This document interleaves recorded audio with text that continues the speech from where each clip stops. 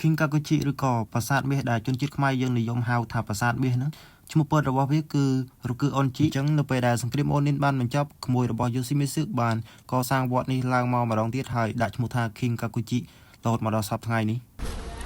សួស្តីអ្នកគ្នាបាទឥឡូវខ្ញុំកំពុងតែនៅ King Kakuchi កន្លែងប្រាសាទមាសនៅ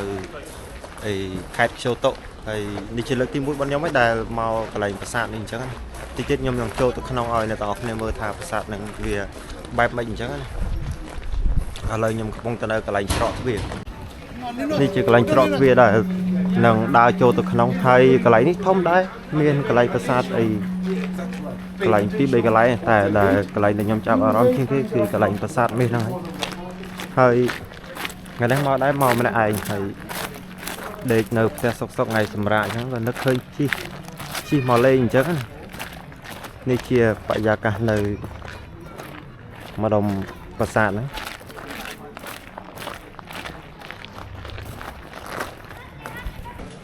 ថ្ងៃនេះដល់គ្នាឥឡូវខ្ញុំកំពុងតែនៅកន្លែងចិត្តកន្លែងទិញសបុតអញ្ចឹងនៅពេលដែលទិញសបុតហើយបានអាចចូលបានព្រោះតម្លៃសបុតនៅនេះមនុស្សធំ500យ៉េនហើយកូនក្មេងតែ300យ៉េនអីទេ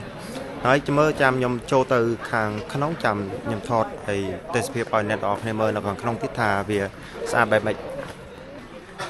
នេះជាកន្លែងទិញសបុតមុននឹងចូលទៅបាននេះកន្លែងចូលទិញសបុតកន្លែងនេះហើយដើរទៅខាងមុខនោះទៅនឹងអាចចូលទៅក្នុងបានហើយបង្ហាញសបុតគេទៅគេនឹងឲ្យយើងដើរចូលទៅហើយខ្ញុំទិញសបុតបានហើយចឹងទិញសបុតបានដើរចូលតាមប្រឡោះហ្នឹងទៅចូលតាមទ្វារខាងនោះចឹងនៅពេលដែលចូលតាមកន្លែងក្នុងទ្វារហ្នឹងហើយដើរមកបន្តិចមកក៏មកដល់កន្លែងប្រាសាទមាសហ្នឹងហើយថ្ងៃនេះបើថ្ងៃល្អខ្លាំងមែនទេមេឃអត់ត្រជាក់ទេមេឃត្រជាក់ស្រួលគឺថាវាអត់ក្តៅពេកក៏អត់ត្រជាក់ពេកមកល្មមស្រួលខ្លួននេះកន្លែងប្រាសាទហ្នឹង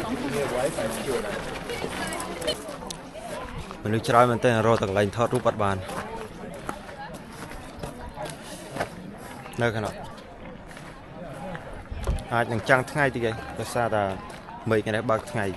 ដល់តែអត់ក្តៅអត់ត្រជាក់មនុស្សច្រើនមែនទែននៅខាងនោះនៅខាងក្រោយខ្ញុំក៏មានហើយនៅខាងមុខនេះឡើងណែនហ្មងណាមកថតរូបប្រងព្រាតបើនៅប្រាសាទនៅខាងនោះមួយទៀតក៏មានមនុស្សច្រើនតែអ្វីដែលតាក់ទាញជាងគេគឺកន្លែងប្រាសាទពណ៌មាសហើយ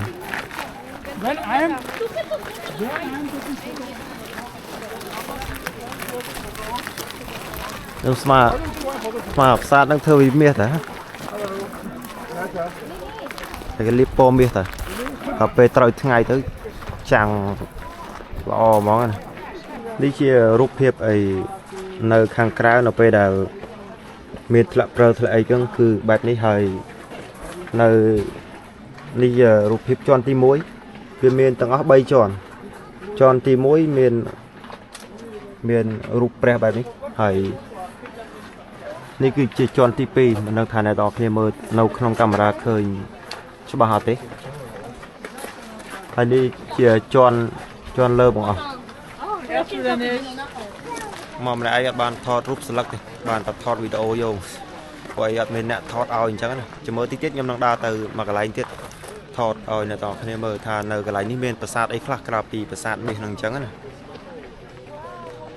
King Kakuchi ឬក៏ប្រាសាទមាសដែលជនជាតិខ្មែរយើងនិយមហៅថាប្រាសាទមាសហ្នឹងឈ្មោះពិតរបស់វាគឺរគឺអុនជីហើយវត្តនេះដែរកសាងឡើងតាំងពីគ្រិស្តសករាជ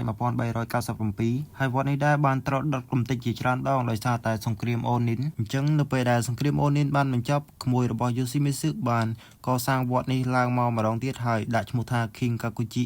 រហូតមកដល់សប្តាហ៍ថ្ងៃនេះគ្រាន់តែជាប្រវត្តិទ្រុសរបស់វត្តមាសឬក៏ប្រាសាទមាសដែលអ្នកទាំងអស់គ្នានិយមហៅថាប្រាសាទមាសហ្នឹងហើយអ្នកទាំងអស់គ្នាអាចចូល Google ហើយsearch ពាក្យថា King Kakuchi បានវានៅឃើញប្រវត្តិនៅក្នុងហ្នឹងហើយនេះជាកន្លែងបោះកាក់អ្នកទាំងអស់គ្នាបោះកាក់ចូលទៅក្នុងកន្លែងប្រឡោះជាមួយខ្ញុំសាក់បោះមើល